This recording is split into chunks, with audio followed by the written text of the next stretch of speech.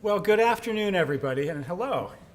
I'm David Gertis, and I'm the chair of the physics department, and I am just delighted to welcome all of you, both those of you here in person, those of you sitting in the overflow seating out in the other room, as well as our audience that's joining us live on YouTube for the 29th almost annual Taya Wu Lecture in Physics that's presented by Klaus von Klitzing from the Max Planck Institute for Solid State Research in Stuttgart, and the winner of the 1985 Nobel Prize in Physics. Dr. von Klitzing was originally scheduled to give this lecture a year ago, but 2020 happened. Klaus, I'm really grateful for your patience and your good humor and your total commitment to coming and giving this lecture in person under pandemic conditions that are still ongoing. And in that context, I want to remind our audience members that university policy requires masks to be worn indoors at all times, with one exception. And one of those exceptions is that when speaking to an audience and keeping more than 12 feet of spacing, you can be unmasked, which is why those of us speaking from the podium today won't be wearing masks. The Taya Wu Lecture honors one of our most distinguished alumni, and this lecture series was endowed by Taya Wu's friends and admirers. Dr. Wu earned his PhD in atomic and nuclear physics from our department in 1933, and then embarked on a career of scholarship, teaching, and international scientific leadership that extended over 6 decades. He's known as the father of Chinese physics, not only for his leadership of Taiwan's Academia Sinica, the equivalent of our National Academy, but for the generations of Chinese physicists that he taught and inspired. 2 of his students, T.D. Li and C.N. Yang, shared the Nobel Prize in 1957 and were among the first physicists to deliver the Taya Wu Lecture. You can read more about Taya Wu's life and legacy in your programs. I want to welcome a few special guests. Larry and David Lineweber are here today. Larry's generous gift established the Lineweber Center for Theoretical Physics, and we're glad you can join us. I'd also like to welcome our friends and supporters from our fans of Saturday Morning Physics. Those lectures will resume a week from Saturday with a lecture from Professor Christine Aidala on the physics of music. Finally, a reminder that recording or photography during today's lecture is not permitted, and we will have time at the end of the talk for some Q&A. Now, to introduce our speaker, I'd like to invite Professor Roberto Merlin to the podium. Roberto is the Peter A. Franken Collegiate Professor of Physics, Professor of Electrical Engineering and Computer Science here at the University of Michigan, and his connection to our distinguished speaker goes back to his own PhD work at Professor von Klitzing's institution in Stuttgart. If you know Roberto at all, you're aware that he brings great energy and persistence and enthusiasm to everything he does, which made him the perfect person to deal with the US State Department when it came to getting visas for Klaus and his wife. It took phone calls to Washington and all kinds of stuff to navigate that process, and I'm really grateful for Roberto's help in making this in-person lecture happen. So please welcome Roberto today.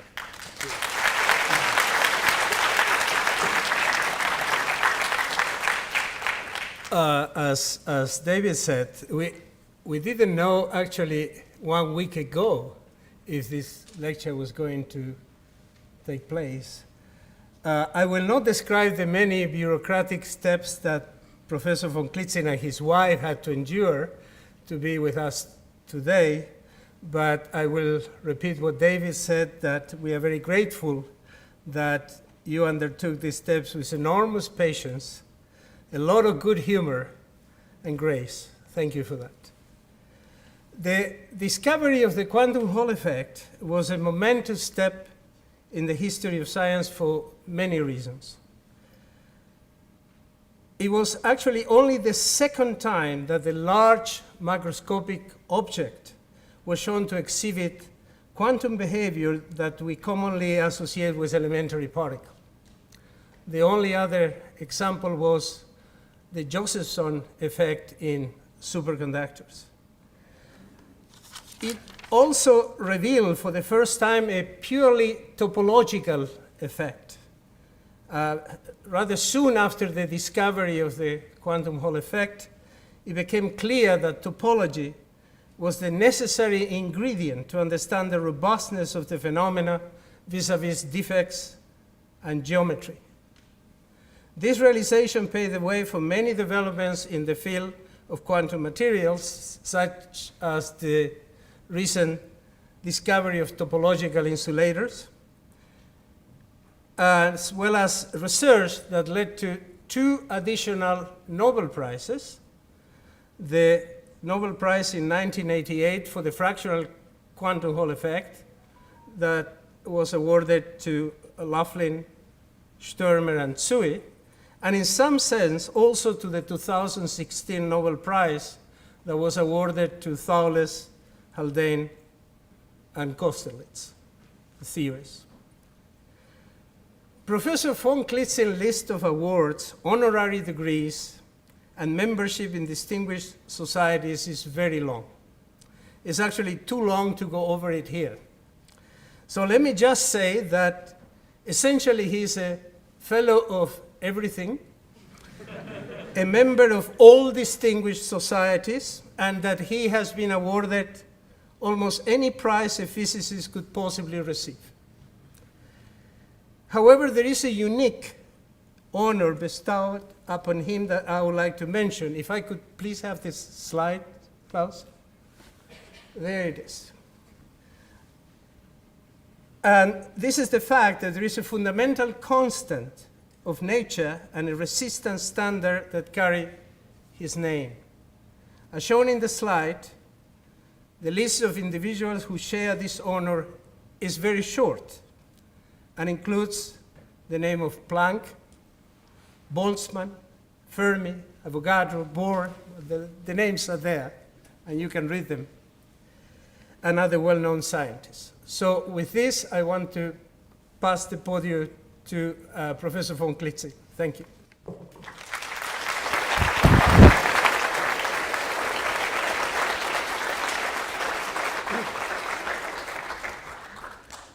Thank you very much for the introduction. The privilege of a speaker is no mask. So.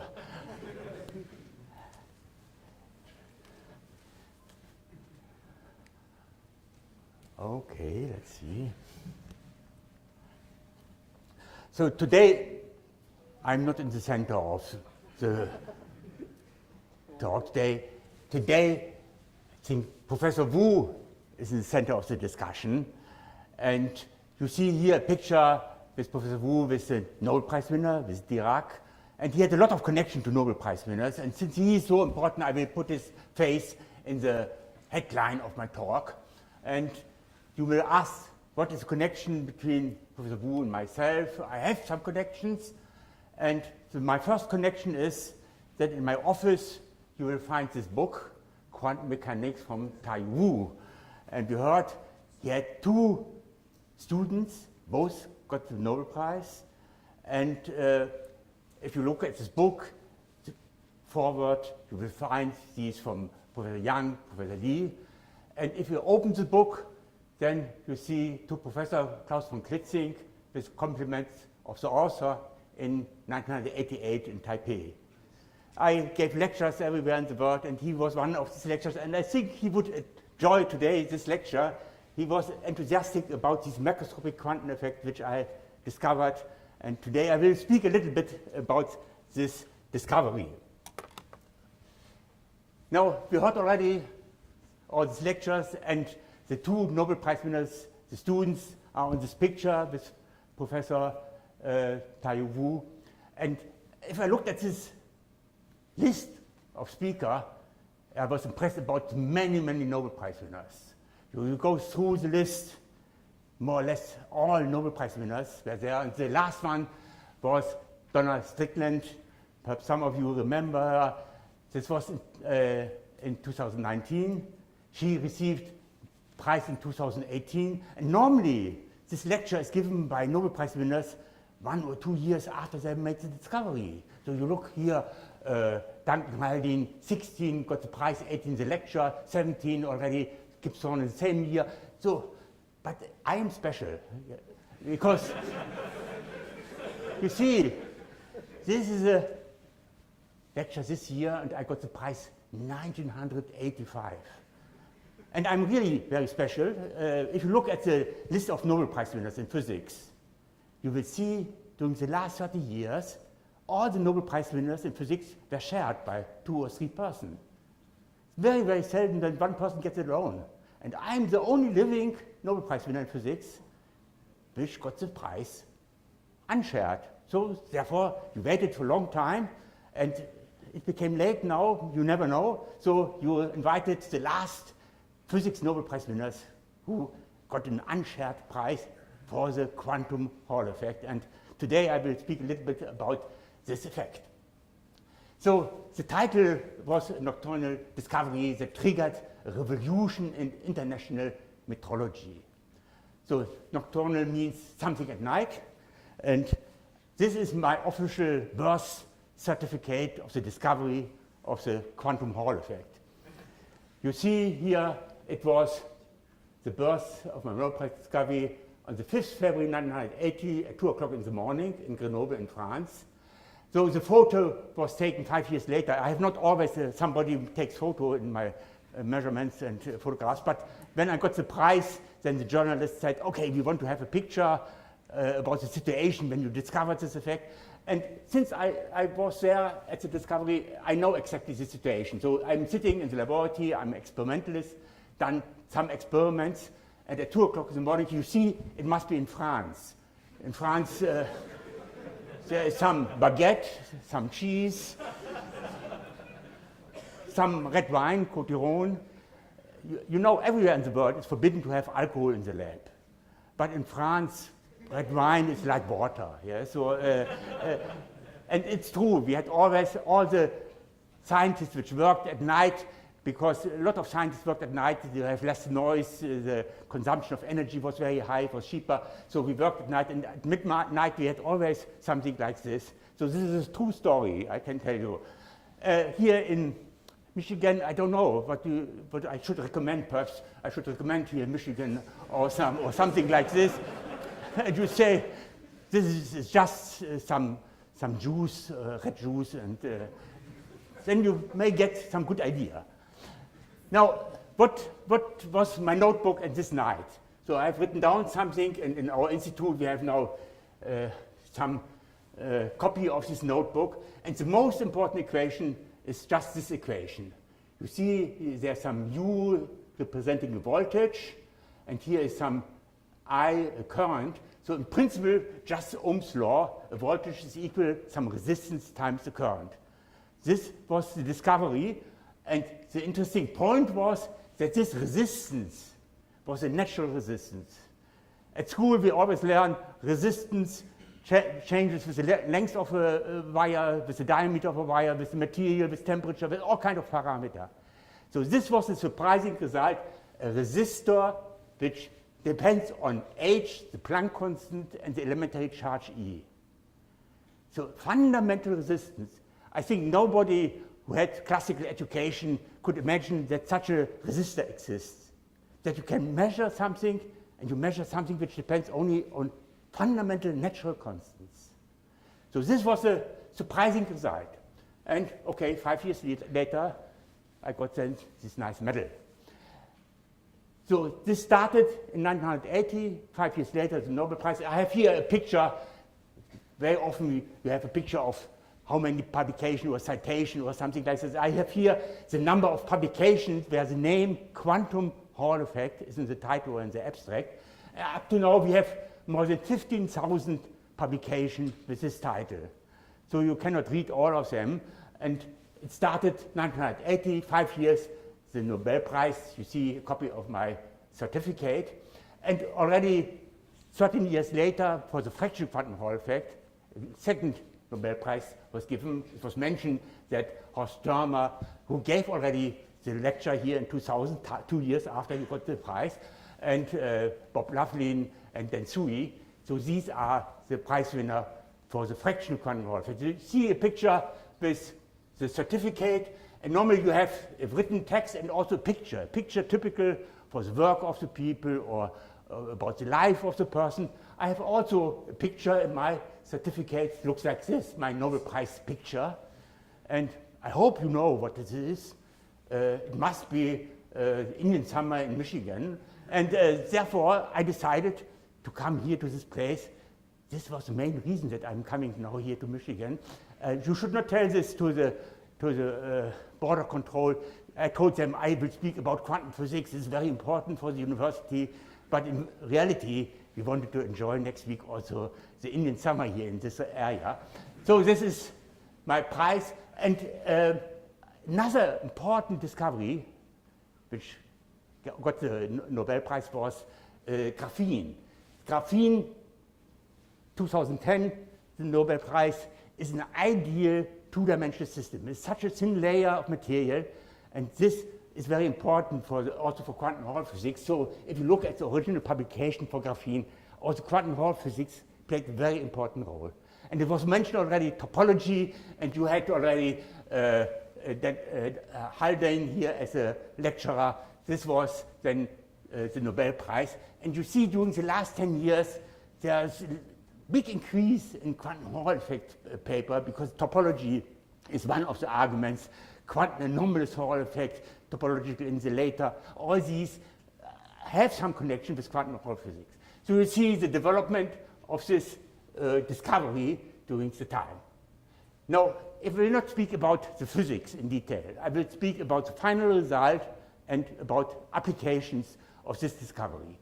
So the final result is you have a device, you put a current, and you measure a voltage, and the ratio of the voltage divided by current is a resistor, and under quantum Hall conditions, this Hall resistance, the ratio between the measured voltage and the measured current, gives you a value which is independent of the material.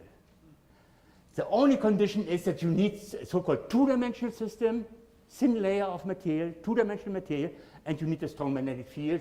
This is normally the condition to observe this. So all materials which fulfill this condition can show this quantum Hall effect.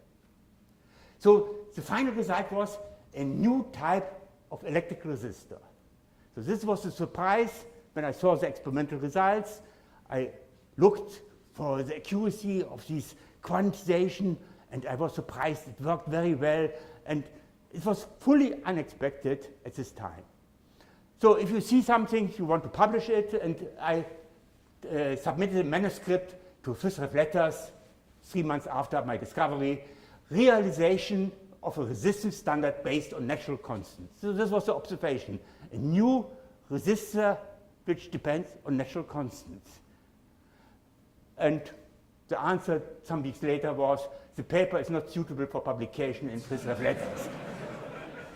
So this is a message to the students. If you see something unexpected, something absolutely new, then you have no chance to publish it, because everyone is skeptical. And I know from one referee, he looked first at the address. Okay, originally, if you were in America from Bell or IBM, it was easier. But if you're coming from a small university, my address was the University of Würzburg. And I know one American referee asked the question, Würzburg, is it East Germany or West Germany? This was the first question. And okay, be careful, I don't know this university, maybe a strange person. So it's safe to reject the paper. Okay, but I was not unhappy, because I sent it preprints today. You put it on archive perhaps, to all the colleagues which are working in this field, and I told them, okay, I have discovered this interesting phenomenon. So I was not very upset, but I gave then at a conference, there was by accident a conference in Germany which covered exactly this topic, and I contacted the chairman and said, okay, can I have a post-deadline paper to report on this, even if it's not published? Said, okay, you have a post-deadline paper. So I went to this conference on precision electromagnetic measurements, and the title of my post-deadline paper was a new method for the determination of h over e squared. Now, there's some interesting story, and I will show this for the first time. I got from the archives of NIST, of National Bureau of Standards, originally in Washington, some trip report of a scientist who attended this conference. And this is a trip report of Barry Taylor, National Bureau of Standards, today NIST. And if you go abroad, normally at the university you have to write a report, what you have seen. And one statement was, the highlight of was a post-deadline paper of Klaus von Klitzing of the University of Würzburg. And we had a lot of discussion, some beers, some discussion, and he discovered that I'm a real person, and he was one of the referees. So after 3 days, at the end of a conference, it's written down in this report, I called Trick, one of the FISREF Letters editors, on Klitzing's behalf to discuss the best way to handle the changes. He wanted to have one change, I will speak about it. The paper should appear then in August. So we called from Germany the editor, and the editor said, okay, we will manage it. So in this way, just giving a post-deadline paper by accident, meeting one of the referees, convincing him that you have done good work, then everything was okay. And we, in this discussion, the only recommendation of this referee, of Barry Taylor, was new title. And he was correct, and I will speak a little bit about this new title, because if you look at the literature, there's no paper about realization of a resistance standard based on natural constant. The paper should have a new title for the high accuracy determination of the fine structure constant. The fine structure constant in physics is just a number, is a magic number, 1 over 137 approximately. And this fine structure constant is identical with h over e squared, this quantity which you can see in the quantum Hall effect. So if you measure h over e squared, then you have also some information about the fine structure constant. And so these are the two different possibilities. If you have a new electric resistor with value of h over e squared, my idea was realization of a resistance standard, but the other idea is you can determine the fundamental constant h over e squared. And this was the recommendation of the referee to change the direction, because for one of these experiments, for the realization of a resistance standard, you need value of h over e squared, or for the determination of a fundamental constant, you need a calibrated ohm. So which one is better, and where is the impact bigger? And I will show you here at the time of the discovery, this was 1980, the value for the ohm, this is as a function of time, the accuracy of the ohm, the realization of the ohm, was better than for h over e squared. So you could improve by a factor of 10 the measurement of h over e squared by using this new discovery. Therefore, in 1980, it was the correct interpretation that you can use it to improve the measurement of the fine structure constant. But today, the original title is the correct one, because today the old title is the wrong one, and I will try to explain it to you later. So the publication finally in August 1980 was new method for high accuracy determination of the fine structure constant, and this is the wrong title today. I made a joke to Fürst Refletter. I said, okay, perhaps I have to write in Erratum after 39 years that I have chosen the wrong title for my publication. And Fürst Refletter said, oh no, this makes a bad image for Fürst Refletters to correct something. They offered me to write an essay. It doesn't happen very often. I think Goldsmith wrote there's 2 or 3 times that somebody was allowed to write an essay in Fürst Refletters. So I was invited 2 years ago to write such an essay in Fürst Refletters, Quantum Hall Effect and the New International System of Units. And in these essays you have also the picture, the same picture as chosen today for this lecture. And it was accepted, or it was published on the 20th of May 2019, and this date will come up in different connections in my talk. The 20th of May is a very important date for the metrology. Metrology is the science of measurements. So, and because on this day, on 20th of May 2019, the International System of Units will switch over to a new definition based on constant of nature. So this was 2 years ago that we have a big change in our measurement system. And I mentioned also, okay, the quantum Hall effect was very important for this, and ironically, the title of publication in Fürst Refletters that introduced the quantum Hall effect is inaccurate in view of the revised units. And perhaps at the end of my talk you will understand why it's not the correct title which was chosen at the original publication. Okay, this 20th of May was a special day for the science of measurements. It was really the start of the biggest revolution in metrology since the French Revolution. And there was a lot of activities, a lot of publicity, press communications, the International System of Units fundamentally better than before. And I will start with our old definition of our units, and then I will show you the development and the contribution of quantum Hall physics to this change. So everyone in science knows that we have 7 base units. 7 base units, and everything you can measure in biology, in chemistry, in high energy physics can be traced back to these 7 base units. And these base units are the second for the time, the meter for the length, kilogram for mass, Kelvin for temperature, ampere for electricity, candela in the optics, and mole for the chemists. So these are the 7 base units. And these base units should be very, very good reproducible to have a consistent system of measurement. If everything can be traced back to these base units, you need very well-defined units. And how are these defined? I think since 2019 we have a new definition for 4 of these base units. When I was a student, I learned the kilogram. The kilogram is a piece of metal in Paris somewhere, and this is by definition the kilogram. This is not correct today anymore. So you should forget this. The kilogram has some connection to the Planck constant.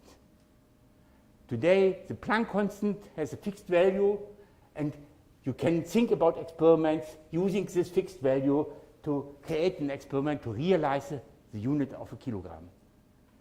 I will discuss this later. The same has happened in electricity. The ampere was defined originally. If you have 2 wires, a current of 1 ampere is flowing, then you have a force between them, and in this way you have the definition for the ampere. This was the old definition, also disappeared 2 years ago. The ampere is today defined by a fixed value of the elementary charge. So these are values which are fixed without any uncertainty. These are fixed numbers, and then you can think about a realization of a unit. So if you know the charge of an electron, you can say, okay, I am counting the number of electrons per second, then I have a current, and therefore you realize the current. So these are the changes, and the same has happened with other units, the Kelvin, the temperature scale. Remember, the triple point of water, the melting of water was a fixed point, and it was defined as 273.1575 Kelvin. Also this disappeared. This is not today the official definition of the temperature scale. The temperature is connected to a fixed value for the Boltzmann constant. And the number 4 is the mole. When I was a student, I learned the mole is the number of atoms in 12 grams of the isotope C12. This was the old definition. Today, we have a fixed number for the Avogadro constant. So this is the final result of the whole change. So everyone who wants to leave and survive for the next examination can leave now. This was the scientific message of our new international system of units. So our units are today based on fixed numbers of fundamental constants. And then you have to think about experiments to realize then the different units. And I will speak a little bit about this realization. You see, the Planck constant is fixed, the elementary charge is fixed, then h over e squared, the quantum resistance I discovered, has a fixed number. You cannot measure it. Like today, you cannot measure the velocity of light. The velocity of light is also a fixed number. If you have an experiment which says you measure the velocity of light, this is a wrong definition. You cannot measure it. It is a fixed number. You can realize a meter. If you have an atomic clock and the velocity of light, then you can realize the length of a meter. But you cannot measure these fundamental constants anymore. So therefore, h over e squared, if it's fixed, then the quantum Hall effect is a fixed value. And you can calculate this h over e squared. This is the value of the quantum Hall resistor. And I got a certificate which says the value of the von Klitzing constant, RK h over e squared, is 25,812.80745930045 ohms. And this was only calculated for 15 digits, but in reality, we don't need a higher accuracy for calibration, and all the institutes which are doing the calibration, they have this number, and they say, if I use the quantum Hall effect, I know the resistor of the quantum Hall resistance is this value. And then they can do the calibration on the basis of this. Okay, you have to follow some checks whether your sample is correct. There's some publication how to do high precision measurements for quantum Hall devices. So this is the contrast Hall resistance, and this is really the most stable resistor in the universe. And I know that the referee who rejected my paper and he attended my post-deadline paper, 1 week after my talk, he organized already a task force at NIST or National Bureau of Standards to do these experiments. And the first experiment they have done, they measured their official ohm. Here you see on the top, this is was the official ohm of the United States. The laws in the United States say the realization at NIST is the official definition. If they're wrong, that doesn't matter. So this ohm was in the United States the official ohm. And they tried to measure this ohm against the stable quantum Hall resistor. And they have done this for some years, and they discovered, oh, our ohm is drifting away. So they had a small change, only 0.05 pico per year, part per million per year, but you see a change. Other countries have done the same. In France, they have done this for a longer time. You see, in France, they measured their wire resistor against the quantum Hall resistor, and this is a drift with a positive drift. Different wires have different drifts. They are not stable. And I can tell you a nice story about the Japanese. The Japanese, they have done these measurements for 20 years now, and here, okay, is a Tokyo wire resistor, and they measured here for 20 years, between 2000 and 2020 approximately, this curve, the change of the Japanese resistor against the quantum Hall resistor. And during the last 3 years, they even exchanged resistors with the United States, with different materials. You see here on top, you have different colors here, and these are different samples from different origin. Gallium arsenide samples, graphene samples, different from NIST, from the Japanese company. So, and if you use different quantum Hall samples, you get the same result for the resistor, but you see a time change for these resistors. And you see also a jump somewhere, a jump. Do you know what the reason for this jump is? This was Fukushima. Because at Fukushima, there was a power failure, and normally the wire resistors are kept in the oil bath exactly at 20 degrees to stabilize the wire resistors. And the wire resistor has changed during the earthquake and the Fukushima disaster in Japan. And we have tested this behavior of wire resistors. I will show you here some experiments. These are wire resistors kept in the oil bath. And we have done an experiment. We changed the temperature of the oil bath from 20 to 22 degrees, no, from 20 to 22 degrees for 7 hours, going back to 20 degrees. And there's a memory effect in the change of the resistance. You see here, this jump comes as a memory effect by changing to 2 degrees the temperature of a wire resistor, because some strain is changing or some parameter. We don't know exactly what is the origin of all these changes. And then we have changes by 6 hours for 24 degrees, and you see another jump. So you see, wire resistors are not stable. And now the quantum Hall factor is something everywhere in the world you can produce in your laboratory this type of experiment. You can do very accurate calibration.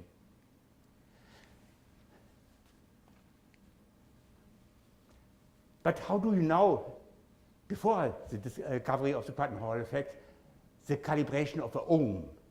Because we have a consistent system of base units, and these base units in principle can be used to realize the ohm. We have Ohm's law, we have the identity between electrical and mechanical energy, and if you combine all these laws, then you can point out that the ohm has some connection to the ampere, to the kilogram, to the meter, and so on. So how do we realize an official ohm in our old system before the quantum Hall effect? And a very clever idea was by Thomson and Lampert, and they published even a Nature article, by calculating the capacitance. So if you have here 4 metallic rods, here is a cross section, and if you measure the capacitance between 1 and 3 or between 2 and 4, then you have the general result. This was the theoretical paper, that you have this combination of the capacitance of these rods per length unit. So you can change the length by some screening parameter or rods here. So the cross capacitance of such a system can be, in a symmetric case, calculated, and this capacitance by length is just 2 picofarad per meter. So you can calculate very accurately the capacitance of this system without too complicated edge corrections and so on. Because the capacitance is mainly a function of epsilon zero and the geometry of the capacitor. So, and then you can use the AC resistance, and in this way you can realize in 1 ohm. In our official system, you're just using time for the frequency and the length for the geometry of the length of these rods here. So in this way, and I show you in my hands this Thomson-Lambert capacitor, this was done mainly in Australia, and these were the only place where they built up such an equipment to measure in a high accuracy way the value of a resistor. And whereas in most of the laboratories in the world they had the wire resistors, only the Australian people were able to have a resistor, and therefore from time to time the different countries came together in Paris, brought their own resistor, and they compared this, because relative measurements you can do very accurately, and then one country say, okay, I moved away in the positive direction, I moved away in the negative direction. So these are the results as a function of time for the different countries. This was the reference line from the Australian, and this was the change in the different countries. This was the situation before the discovery of the quantum Hall effect. And then it was clear that in 1990 they agreed internationally we will use in the future for all our calibration this new quantum effect of the quantum Hall effect. And they measured, first of all, the quantum Hall effect for different devices, and you will see here in this list the different countries. They measured 25,812.809 plus minus 2 for the last digit, and so on and so on. So all countries used different samples, and they found with very high accuracy everywhere the same value, and the uncertainty was mainly the calibrated reference resistor, the ohm. And therefore there was an international agreement one should use one of the best values given by the NIST in the United States, 25,812.807 ohms, and everyone should use this value without any uncertainty as a fixed value to have the same calibration everywhere in the world. So this was in 1990 introduced finally the Comité International de Point Mesure. They recommended that 25,812.807 ohms exactly be adopted as a conventional value, and therefore the index is resistance Klitzing and 90, because 1990 was the start for the von Klitzing constant. So this was the international agreement. It was the best value, and everyone should use this value for the calibration. So then we had everywhere in the world the same value, and it was published as a constant in the list of fundamental physical constant. It was published as a conventional value of von Klitzing constant. It was the best value available at this time, and had no uncertainty because this was a fixed value. But it was not in agreement with our official international system of units, because it was an artificial number, the best number, but it was agreed that perhaps no change in this recommended value of the von Klitzing constant will be necessary in the foreseeable future. This was the hope, but 30 years later, the result was that the future finished. Okay, a summary of the experimental facts. My discovery was on a silicon field effect transistor. This is also a two-dimensional system, but other materials, I mentioned graphene, gallium arsenide, heterostructure, there are different materials which can be used, and one has compared silicon against gallium arsenide. Without 10 digits, you got the same result, or different gallium arsenide samples, also with more than 10 digits. Epitaxial carbon, graphene, against gallium arsenide, also with 10 digits. And these are really limitations due to the experimental work. There's even here for the fractional quantum Hall effect, compared to the so-called integer, you can see this with 8 digits. The experiments are more difficult, therefore the uncertainty is bigger. And recently, the so-called quantum anomalous Hall effect was also used to do high precision measurements, and with 7 digits they found the same value. This seems to be really from the experimental side very, very universal, this value, and at the level of about 10 digits there is no change between different samples, different materials. So this is an experimental situation. So since 5 years, there is the idea that graphene, because graphene is such a wonderful two-dimensional system, it's just an atomic layer of carbon, that's maybe the best material in the future for the quantum Hall effect. And maybe that in 5-10 years' time, everyone will use graphene for realization of the quantum Hall devices. Because you know graphene is such a nice thin layer, and the experiment is so simple. We are doing this in our lab for the students. To have such a sample, you put on the left side one metallic contact, the red potential, on the other side the ground potential, the black one. And if you apply under the quantum Hall condition, some voltage current is flowing, and the resistance, normally you measure the resistance perpendicular to the current at these yellow points, so you measure between this point and this point. But I have indicated already in the quantum Hall regime, the potential on this side is the same as the potential on one side of the sample, or this potential is the same as this one. You see that the so-called Hall potential is the same as the potential from this side to this side. So the quantum Hall effect, the two-terminal resistance, the voltage and the current of the two-terminal resistance is already the quantized resistance. And if a two-terminal resistance has this quantized value, you can combine different resistors, and so you can put it in parallel, in series, so you can generate all kinds of resistors. And normally in practice you want to have 10 kilo ohm or 100 ohms or a mega ohm, and I can show you an array. So here's an array of a large number of devices in parallel in series, and you see here, this is typical for quantum Hall effect, nice plateau. Here in the x-axis the magnetic field, in the y-axis is some resistor, and you see here a 1 mega ohm realization. Okay, due to this combination in parallel in series is only 9,999.999,966 ohm, but you can adjust it very close to some convenient value. So there's a lot of different combinations for all kinds of resistors. And very recently, some months ago, NIST, first of all, I will show you that graphene seems to be better because they have a wider phase space for the measurements. You can go to a higher temperature, for example, you can here go to 10 degrees. The light blue area is an area where you can use graphene if you want to have an accuracy of 1 in 10 to 9. And the dark blue one is the region where you have to work for the gallium arsenide sample. So you have much smaller magnetic field range, temperature range, current through the device. So therefore, the graphene is more popular in the metrology community than the gallium arsenide. But there are still also some problems from the material. I will just show you one of these Hall effects. The red curve is the Hall effect as a function of magnetic field, and then you see it's a nice plateau up to 80 Tesla. There's one flat plateau for graphene. So you have just to measure one of the plateaus and then measure the resistance, then you have the quantized Hall resistance. Okay, so this is the most recent design used by NIST. They have here 13 devices.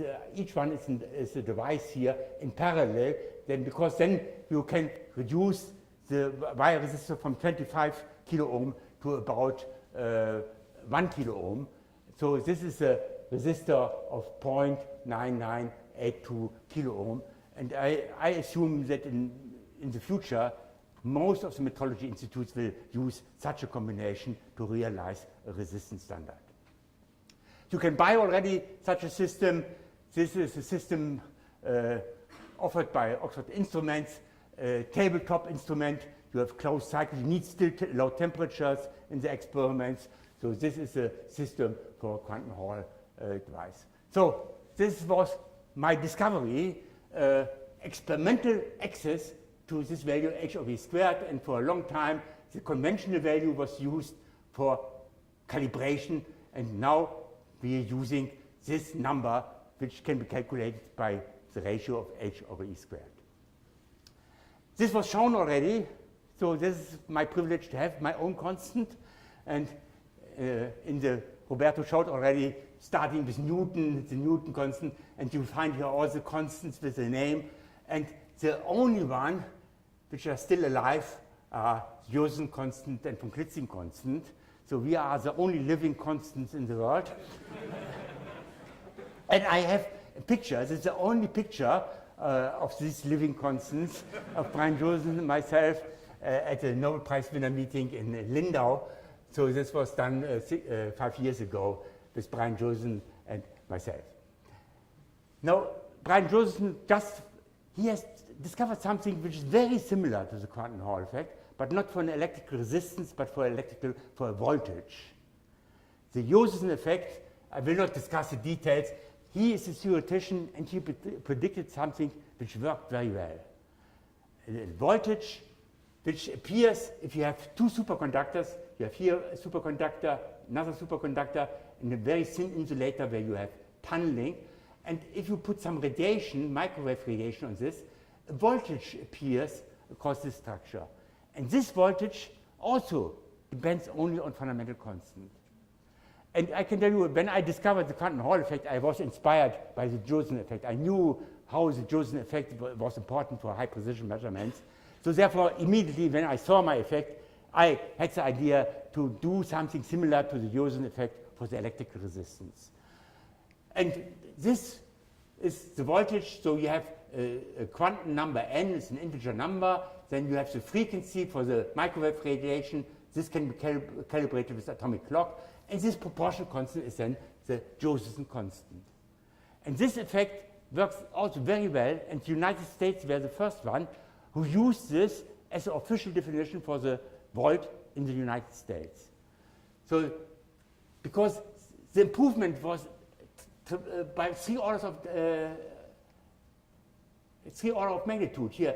Up to the time of the discovery of the Josephson effect, electrochemical cells were used. So electrical cells with 1.108 volts were used. But you see here, they could improve with the Josephson effect, and therefore the National Bureau of Standards immediately accepted this as the official definition of their volt. So this was a publication already in 1993, definition of the US legal volt via the AC Josephson effect. They discovered this is a very stable effect, much better than the chemical cell, and they published, we will use in the future a value for this Josephson constant 2e over h with this number. This was the best number for the United States volt, and they have chosen this one. The problem was that the French have done also similar experiment, and they used a different value for the Josephson constant. This was a French value. And then in Russia, it's slow now. Russia, they used a different one. And then the community, international community, they agreed to use a number 4 one. So we had 4 different volts at this time, because each country used a different relation for the Josephson effect, the value for 2e over h. And if you look at the different volts in the different countries, if you bought a calibrated voltage source, you should know which country calibrated the source. It was small, but it could be measured. And therefore, there was also, in 1990, some agreement in this year where also the quantum Hall effect was introduced for this conventional von Klitzing constant. In 1990, they also agreed to introduce some conventional value all over the world for the Josephson constant. So each country had to adjust their volt to this new conventional value, and therefore you could find then in the fundamental constant literature these values for the von Klitzing constant and for the Josephson constant. I showed you this already for the Klitzing constant. So this value was the international agreement for the Josephson constant. So we had then at least for the volt and for the ohm, with the index 90, because 1990 was introduced, some fixed value, which was very stable, could be used all over the world, so that we have really some homogeneity all over the world. And this was also replaced 2 years ago. And I will discuss this slide once more. The quantum Hall effect, Josephson effect, they are connected to h over e squared and 2e over h. And if you use the quantum Hall effect with AC current, then have also for the capacitance and for the inductance, you have a calibration related to fundamental constants.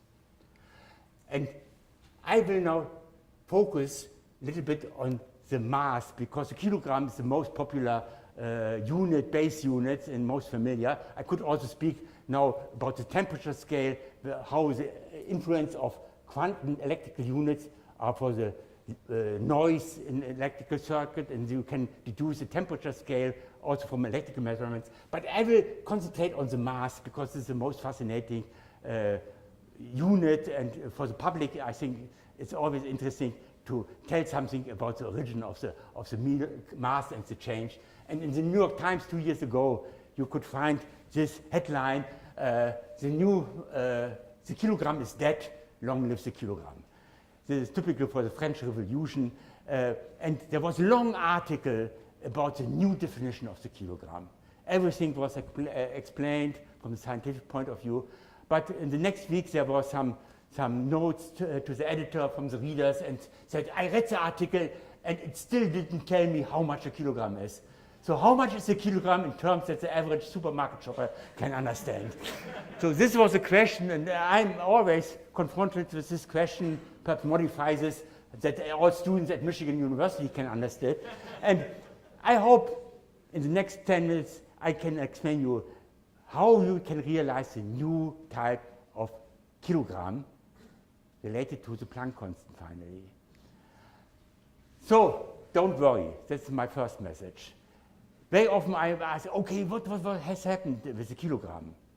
So if you have at home a gold bar and say it's 1 kilogram, a kilogram remained exactly 1 kilogram at the day of the change. So it was the 20th of May 2019. At this day, everything was identical within the uncertainty of our knowledge. But in the future, this kilogram will be more stable. So don't worry. Perhaps some of you are not familiar with metric system, so you should write to NIST, and then they can give you here a list to have the conversion. So 1 ounce is 28 grams, and 1 pound is 0.45 kilograms. These are just numbers, so there's no uncertainty in these calculations. But you know, many use still pounds instead of kilogram, and you can calculate this. But the metric system is used nearly all over the world. The metric system introduced at the French Revolution, and I have here a map only of the country which have not officially accepted the metric system. This is Liberia, Burma, and the United States. So if I come in Washington to NIST and ask them what has happened with the metric system, and the answer is, we are moving inch by inch to the metric system.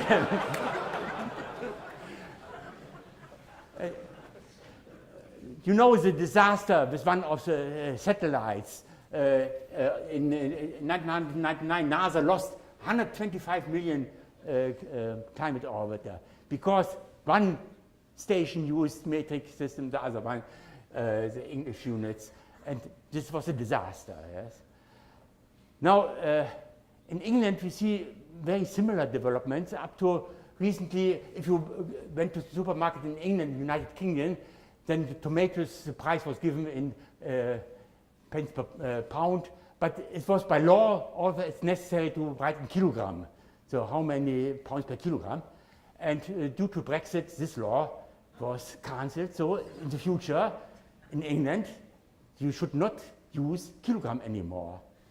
And more important for the public was that the pint, the imperial pint, was introduced again with a calibration label of the crown and so on. 5, 6, 8 milliliters is a pint in England. Now in the United States I heard 473 milliliters, the liquid pint, and the dry pint is 551 milliliter. So this is like in Middle Age, every country has some different units. And the idea of the metric system and after the French Revolution was to have everywhere in the world the same units. And I will discuss a little bit this metric system. At the French Revolution, the meter and the kilogram was introduced more or less. And the idea was also to have only the metric system in units 1, 10, 100, not 12 and 60 and all these other units. They were not successful with this change. By law, the time was also defined as 10 hours per day and 1 minute, 100 seconds and so on. But there was a protest on the street because the worker on the street, they had the feeling 1 week is 10 days and then we have to work longer. And you know, the French are very sensitive if they have to work longer. And it's a true story. There was demonstration on the street at this time, and the government said, okay, now the time we will not change, so we will go back to the 24 hours or per day and 60 seconds per minute. But for the other units, it was really chaos. In Europe, we had about 500 different units for length and for mass. The mass was very often used as a grain. The English grain was 64 milligrams, the French grain 53, the German grain 65. And for the length units, foot, L, cubit, lines, there are so many different units that there was the idea at the end of the French Revolution to have this definition for the length and for the mass. And you know all that the meter should be equal to 10 millionth part of the quarter of from North Pole to the equator. And a kilogram should be more or less 1 liter of water, because water was everywhere available, and the distance from the North Pole to the equator, each country could try to measure this, but it's so difficult that there was an agreement we produce a standard kept in Paris, and this is a reference standard for this definition.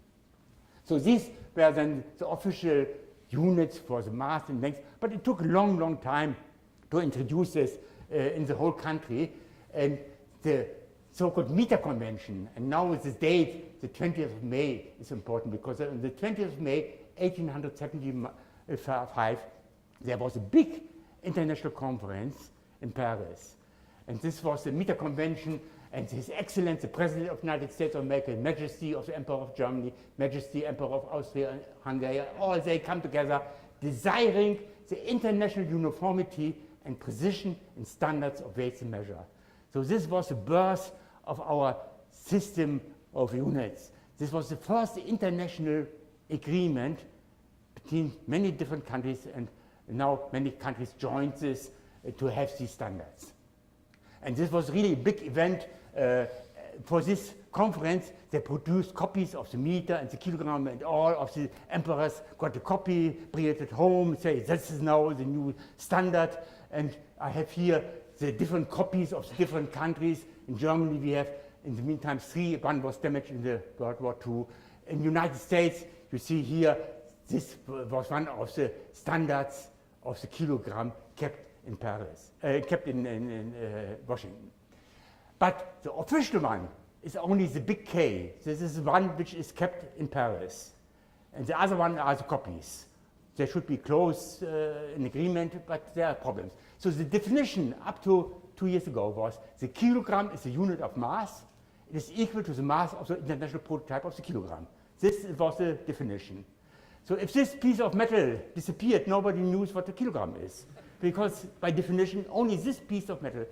And you could go to this place. I visited this place different times.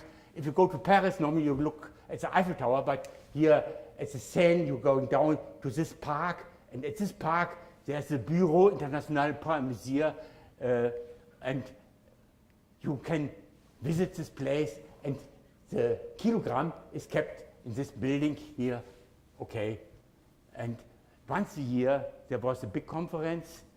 The people come together, different countries had a key to a safe where the kilogram was.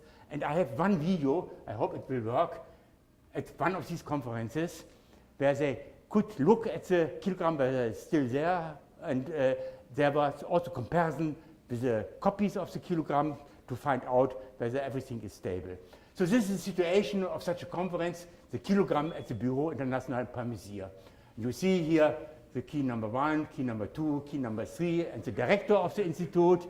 He knows the code of the safe. I got once offer to be the director of this institute, but the contract says you have to live in the building to take care of the kilogram. This is in a park in Paris. I prefer in Paris to stay at other places than in a park in Sèvres. So now they are opening the safe, and everyone is happy if the kilogram is still there. So this is a kilogram, yes. So when I visited this kilogram, I made a joke, so I want to steal the kilogram. Because in the literature you can find Dampflamp, official prototype of the kilogram, mysteriously losing weight. So there was a discovery by comparing the official one against the copies, there are some differences. These are the experimental results. So you have the reference, is the official kilogram, and these are the comparison to all the copies in the different countries. Now you can say all the copies, they have the tendency to become heavier, or the original one becomes lighter. And the interpretation was that our official kilogram became lighter with time because the melting process was slightly different. More gas was included in the material which diffuses out. So there was a feeling that our official kilogram is not stable. And we had already a long time ago a lot of discussion, redefinition of the kilogram, a decision whose time has come. 16 years ago, we started this discussion. We had international conferences, how to move away from a prototype, from a reference, which if it's damaged, then we don't know what the kilogram is. So this was an idea 16 years ago, and the question is, who can decide about a change of our units? And this is so-called General Conference on Weights and Measure. It was introduced in 1889. Every 4 to 6 years they have a meeting. This is really one of the old traditional conferences. And the conference number 26, the last one, was in 2018. And I will tell you a little bit about this conference because this was a historical meeting where they made the decision that we now want to change our system. So this general conference, these are the countries which are representing this general conference. And the last one, as I mentioned, was in November 2018 in Versailles. If you stay in front of Versailles, on the left side there's a conference center, and here was the entrance for this conference. And this was, I was invited to be there, and this was a conference hall. You see here the different countries in alphabetic order. Germany is in French Allemagne, therefore we are in the front row. Australia, all the different countries, representatives are in the conference, and I was invited also to convince the people it's time to change our international system of units. And this was the decision, voting for fixed values of fundamental constants. And you see Colombia, Hungary, Brazil, Japan, everyone stood up with a sign, yes, I am in favor of this change. And this was the only conference, international conference, where nobody said no. Everyone should yes. Because if you have international conference, there's always one country who wants to have more money or something else, said no, I want to have a compromise. All countries agreed, all delegates voted yes. And in the New York Times, they published this paper of this decision, and it was mentioned that these countries voted to redefine 4 basic units of measurement, the kilogram, the mole. And it was written that among them was Klaus von Klitzing in the front row, so I discovered me taking picture because I was so impressed at the conference with standing ovations. They were so happy to have this breakthrough in our international system, to have a more stable, more reliable basis for all our measurements in the future. So this was the situation in 2018 for a new international system of units for a new kilogram.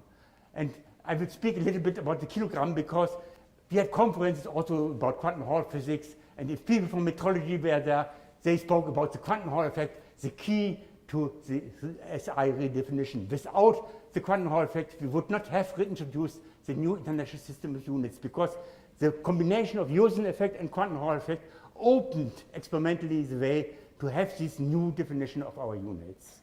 So this was experimentally driven change. This is the final result for our new kilogram, or one possibility, a balance, so-called Kibble balance. So a balance means you have two forces on both sides which are in equilibrium, and on one side you have the mechanical force of a mass, and on the other side is the electrical force, in principle electrical current in the magnetic field. So you balance these two one, and the electrical quantities can be measured with the quantum Hall effect and the Josephson effect, and if you analyze this experiment, you have a one-to-one relation between the kilogram and the Planck constant. So this is one method, but there are different ways to combine the Planck constant to the mass. But this is the most popular one. So these are the countries which have built up such machines, and I have visited all of them. These are the typical Watt balance for the reality. And this is one at NIST. So the original kilogram, the big K, was replaced by such a machine. This is a new kilogram. Normally you say balance is just comparing two forces, but here you have also moving parts. This is necessary because you, in order to remove details of a coil and of wires, you're using two types of experiments. By moving a coil in a magnetic field, you induce voltages. And in this way, you can remove all parameters of a coil if you do the measurements of equilibrated the force, and you have the motion to induce voltages. And if you combine these two experiments, you have a direct way to relate the Planck constant to the kilogram. So the quantum Hall effect was not only important for electrical quantum units, but also for one way to realize the mass. And you can buy already in Germany the prototype, industrial prototype. It's called Planck balance, not a Kibble balance. Kibble was one person who introduced the idea of this balance. But the Planck constant is the basis for all calibration of the kilogram. And people working in this field, normally they have this number on the arm that they remember for the calibration, this number, Arthur people, that was the idea of introducing our international system for all countries or all people to have the same units. So this is a certain summary. The new SI, fundamentally better. We have the Planck constant is exact, the electron charge is exact. In this way also the von Klitzing constant, the Josephson constant are fixed, the Boltzmann constant is fixed, the Avogadro number is fixed. But there are also losers. The kilogram standard, originally by definition, the kilogram without any uncertainty was the kilogram, but now there's some uncertainty due to the experimental realization. The kilogram uncertainty rises from 0 to 10 ppm. This is the uncertainty for the experiment. The volt standard, we had to jump from the conventional to the correct one, shift of 100 nanovolts. The ohm standard shifted by 17 nano-ohms. The molar mass is no longer defined as 12 gram carbon per mole. This is also a very important consequence. The mu zero and the epsilon zero in our old system were fixed numbers. In the new system, you have to measure them. So this is one consequence also of the new system. And the triple point of water no longer defined as exactly this number. But the electron mass, now we know the electron mass very accurately in units of kilogram, because the Rydberg constant, if you have fixed value for the Planck constant, velocity of light is fixed. The fine structure constant is very well known. If you measure by spectroscopy the Rydberg constant, you have direct value of the electron mass in kilograms. And this is also a nice way to realize the kilogram, because if you know the electron mass in kilograms, then you can transfer or go from the electron mass to an atomic mass by comparing some cyclone frequencies or so on.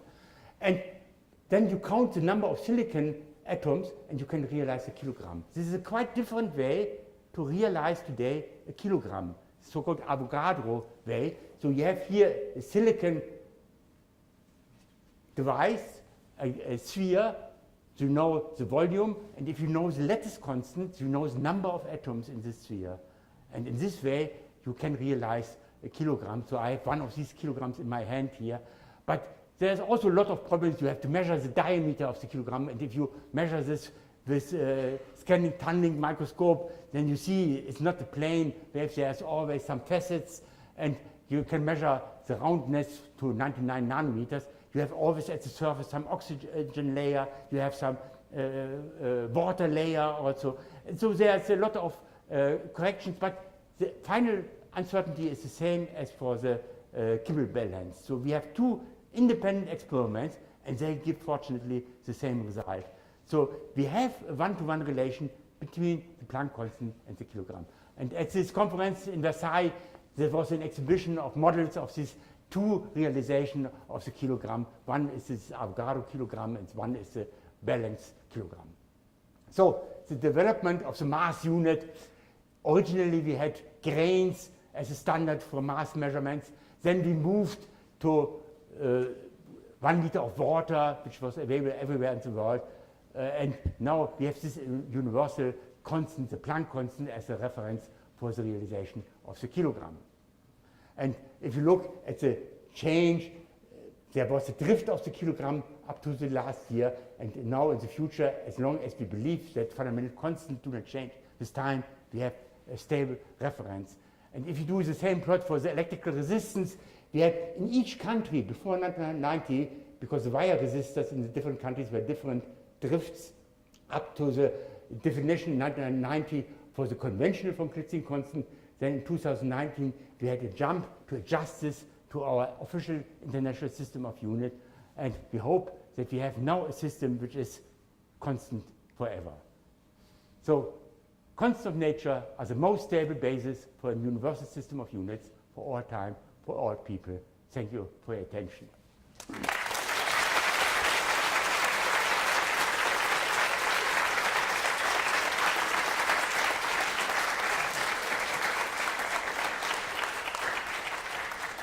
Thank you so much, Professor von Klitzing, for that great and fascinating talk.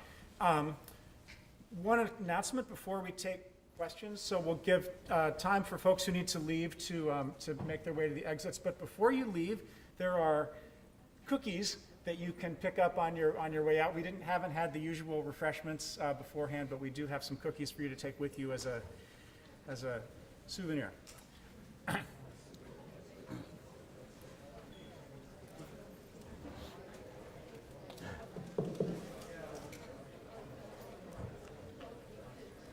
If somebody has questions, you can still ask me. So if you have questions, just raise your hand, and Roberto or I will come find you with the microphone.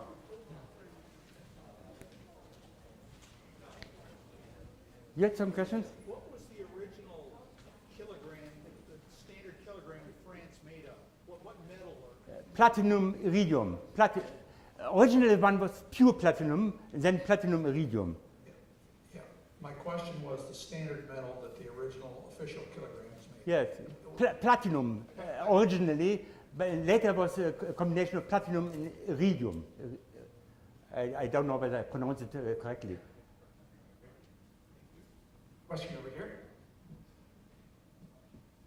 Yeah, what was the line of research that led you to make the measurement that?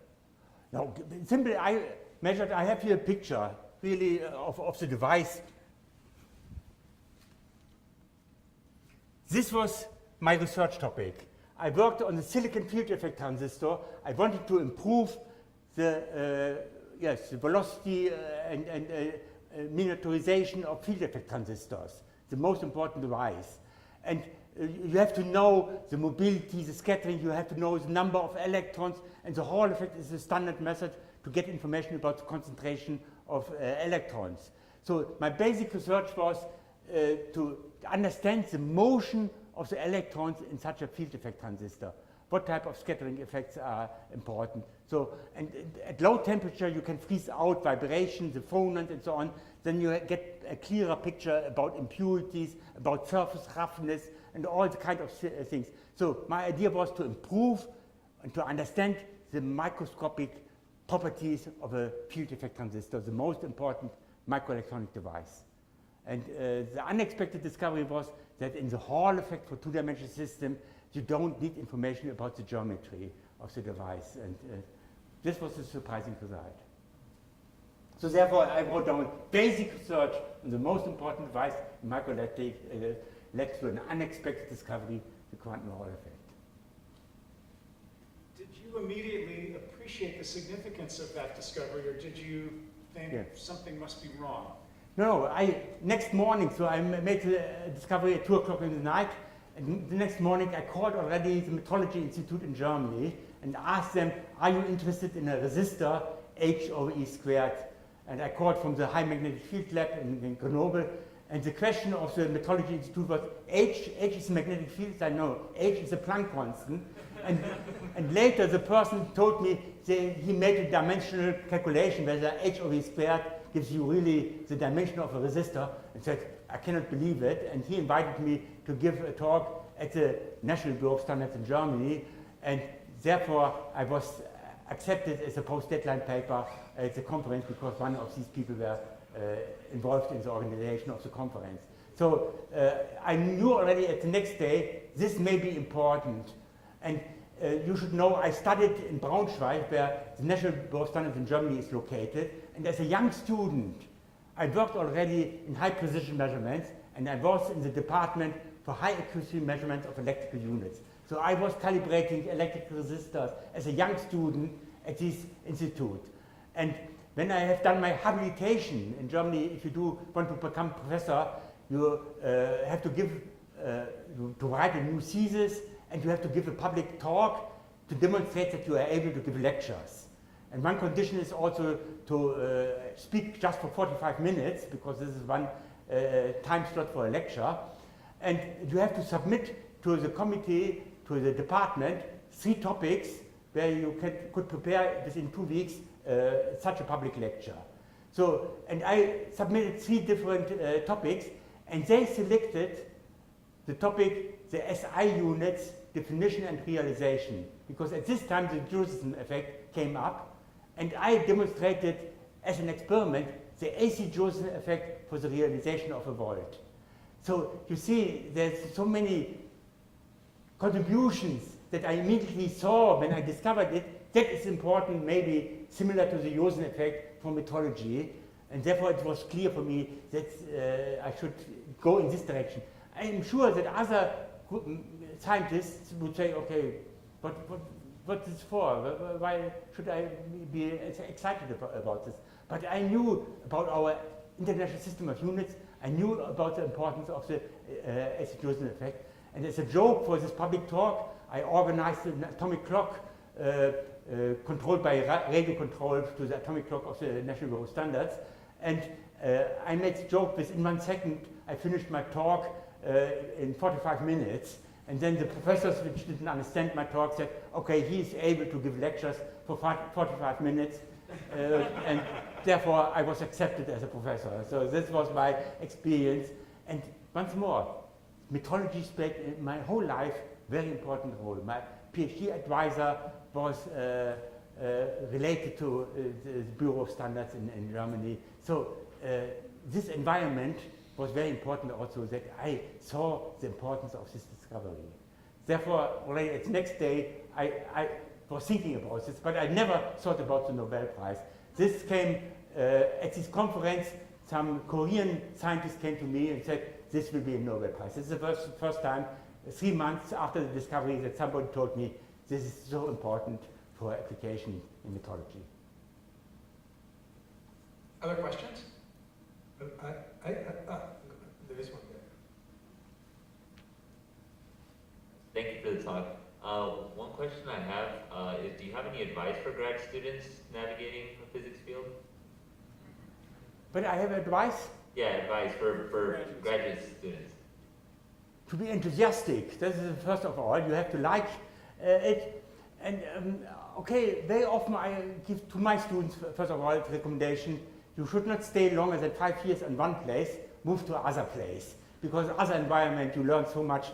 So I went to England, I went to France, United States. Every time you see something new and you connect to other people which know you personally, which is very important for the future to get recommendation from people who are established and which know you personally. Therefore, you have to stay for some time in this lab.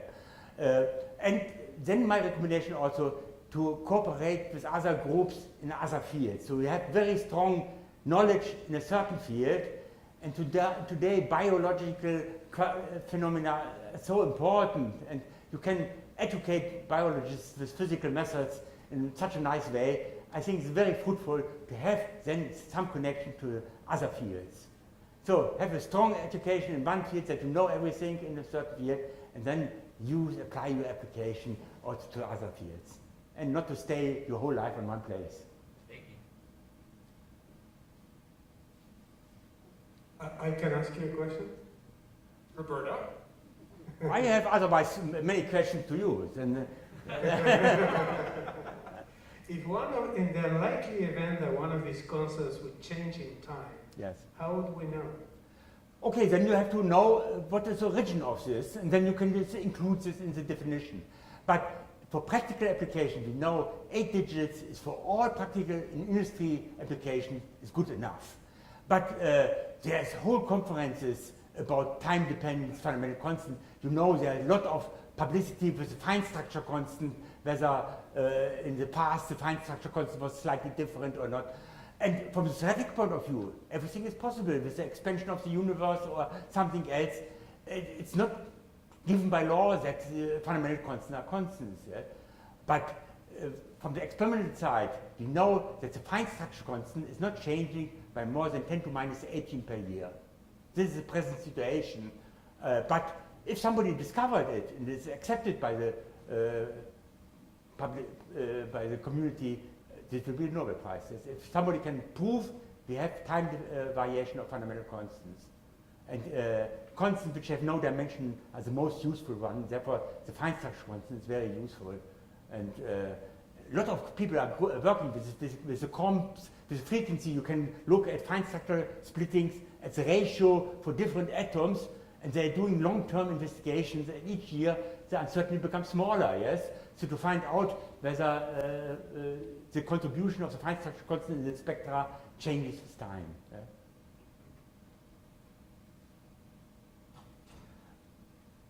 But one of the most, I expected the question, if you have followed the kilogram definition by the Kibble balance, we are comparing two forces. And the force of a kilogram is given by small g. But this is not the limiting factor. You can measure today small g with very high accuracy. So always close to this equipment, you have a vacuum tube with a mirror falling in vacuum, and you have an accurate value at the time of your measurement of small g. So therefore, this is not the limiting factor, but you have to know this small. This was my idea. I said, okay, with the balance, you have never a chance to realize a kilogram, because you know with the tide, the G changes with all kinds of environment. But you have equipment with very high accuracy, better than all the other uncertainties. Therefore, this is not the limiting factor.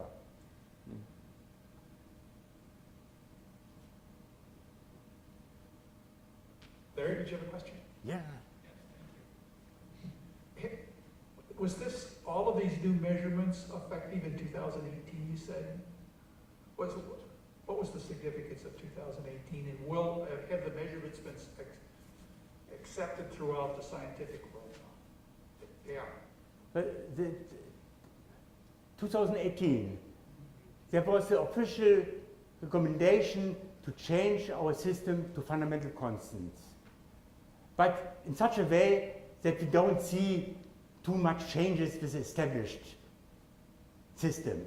In principle, there was a discussion to say, okay, keep the von Klitzing constant and the Josephson constant and throw away elementary charge and the Planck constant. Because you can also define h over e squared and h over e.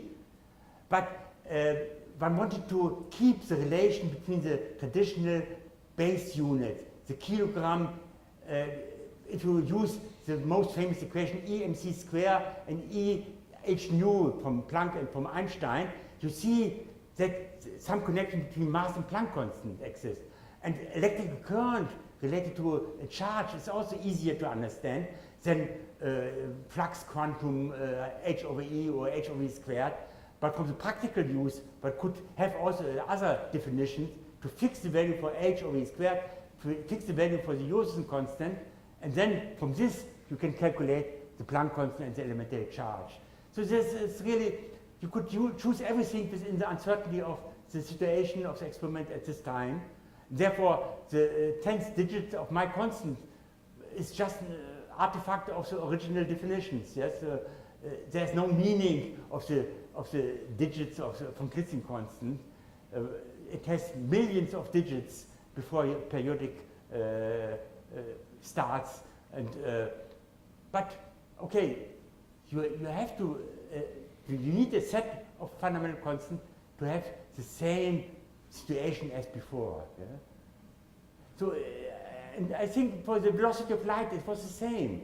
The velocity of light was measured for a long time using the meter, but then finally the meter was not accurate enough to measure the velocity of light, and therefore it was switched. We fixed the velocity of light, and we have a realization of the meter by using atomic clock and a fixed value for the velocity of light.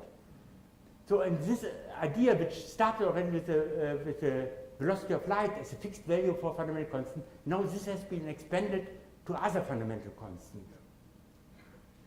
Thank you. But Here in the back. So right. May we know what is the meaning of spin Hall effect? the spin Hall effect, there's many different Hall effects. Quantum anomalous Hall effect was measured. The spin Hall effect, there's all of them show the same quantization.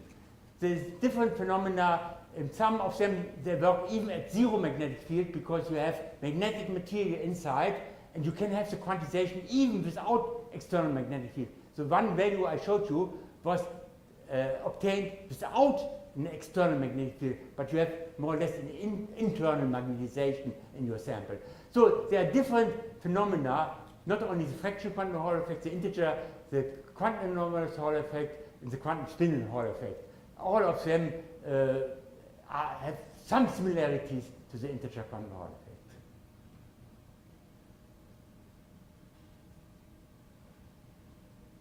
So the second is defined off the atomic clock, or an atomic clock. Is there a reason why we can't have it defined on a fundamental constant? Do we need to have some physical system anchoring it, or? In principle, the atomic clock, everyone knows that they work very, very well. Therefore, they are still in operation. The cesium clock is still our definition, but we have much, much better clocks today with cold atoms.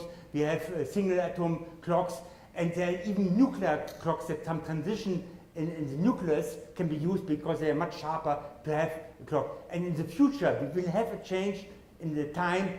We will go away from the cesium clock to some other clock which have a better stability, sharper lines. So this will happen in the future. But on the other hand, the time is the weakest, from the scientific point of view, the weakest point in our international system, because the gravitational potential influences the time. We can measure today height difference for 10 centimeter with atomic clocks, because gravitational potential influences it.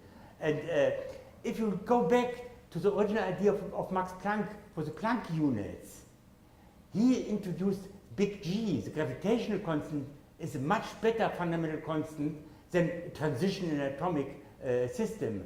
And therefore, the atomic clock is not a fundamental phenomenon.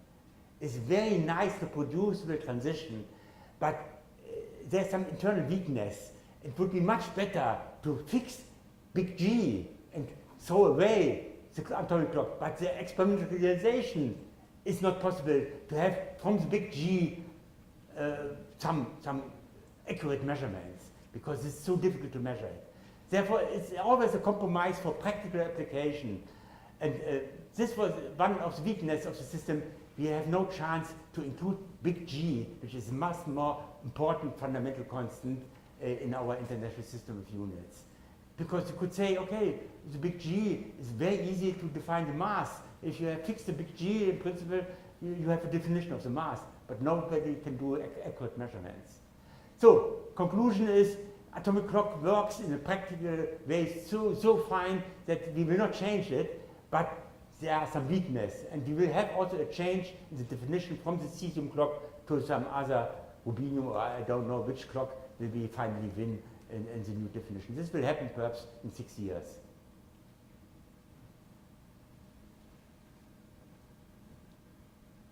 Okay, if there are no more questions, then let's give our speaker a big round of applause. Thanks for coming all this way.